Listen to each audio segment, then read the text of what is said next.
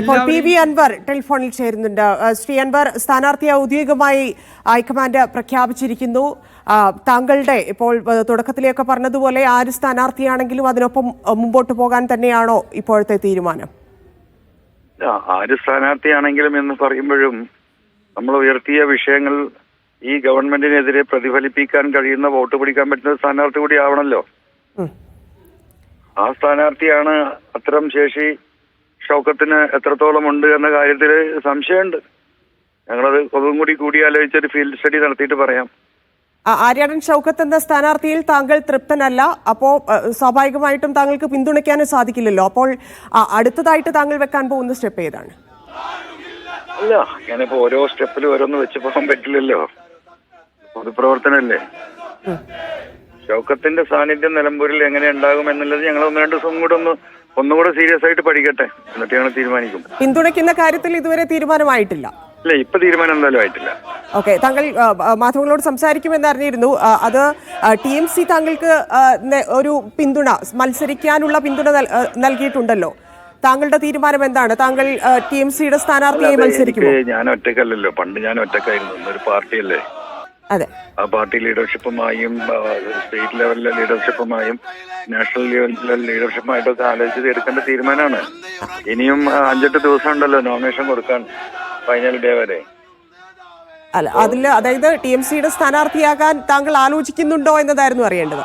അല്ല, ആലോചിക്കുന്നുണ്ടോ എന്ന് ചോദിച്ചാൽ അതിപ്പോ പറയാൻ പറ്റില്ല. ഞങ്ങളൊരു കമ്മിറ്റി കൂടിയിട്ട് ഒരു ഡിസ്കഷൻ നടത്തിയിട്ട് അതിന്റെ മുകളിൽ എന്ത് വേണമെന്ന് തീരുമാനിക്കാൻ സാധിക്കുള്ളൂ. വളരെ ക്രൂഷ്യൽ ആയിട്ടുള്ള തെരഞ്ഞെടുപ്പല്ലേ.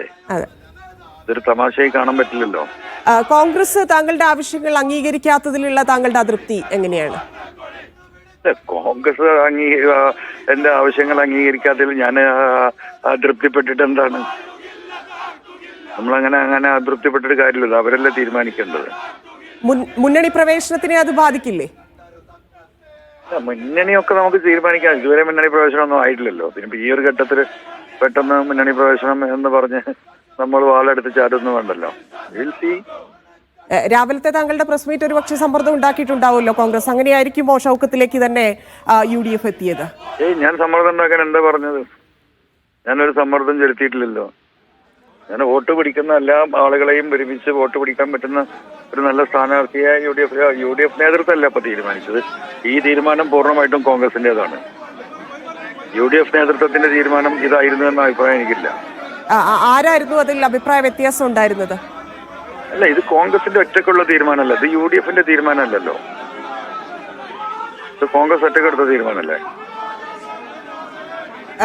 താങ്കൾ അപ്പോൾ പിന്തുണയ്ക്കാൻ സാധ്യതയില്ല. അവിടെ ഒരു വിജയ സാധ്യത ഷൗക്കത്തിന് എത്രത്തോളമാണ് താങ്കളുടെ വിലയിരുത്തലിൽ? അല്ല, അതാ പറഞ്ഞത്. ഇപ്പത്തെ ഒരു കാഴ്ചപ്പാടിൽ വിജയ സാധ്യത കുറവാണ്. ഞങ്ങൾ 2 ദിവസം നന്നായിട്ടൊന്ന് പഠിക്കും.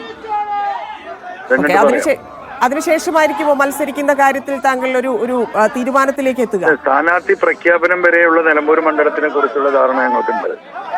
സ്ഥാനാർത്ഥി പ്രഖ്യാപനത്തിന് ശേഷം ആര്യാടൻ ഷൗക്കത്തിനോടുള്ള വോട്ടർമാരുടെ ആറ്റിറ്റ്യൂഡ് എന്താ ഒന്നുകൂടി ഞങ്ങൾ പഠിക്കും, എന്നിട്ട് ഞങ്ങൾ പറയും. യെസ്, ഇപ്പൊ BD സതീശന്റെ പ്രസ് മീറ്റ് നടക്കുകയായിരുന്നു. അപ്പം BD സതീശൻ പറഞ്ഞുകൊണ്ടേയിരിക്കുന്നുണ്ട് UDFന്റെ ഭാഗമാകും PV അൻവർ എന്ന്. ഈ അതൃപ്തി വെച്ചിട്ട് എങ്ങനെയാണ് ആവുക? നമുക്കതൊക്കെ ചർച്ച ചെയ്യാം. Don't worry.